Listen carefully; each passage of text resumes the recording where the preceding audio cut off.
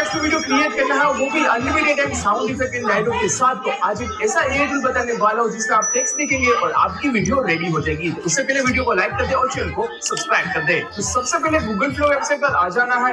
यहाँ पर आप लोगों को टेक्स्ट टू वीडियो को चूज करना है और अपना प्रॉम्प्ट एंटर कर देना है। जैसे ही सेंड करेंगे तो आप देख सकते हैं आपकी वीडियो बनकर रेडी हो चुकी है with sound effect and dialogue. अगर डिटेल में इस टूल को चेक करना है तो टाइटल के ऊपर रिलेटेड वीडियो मिल जाएगा, वहां पर टैप करके आप उसको चेकआउट कर सकते हैं।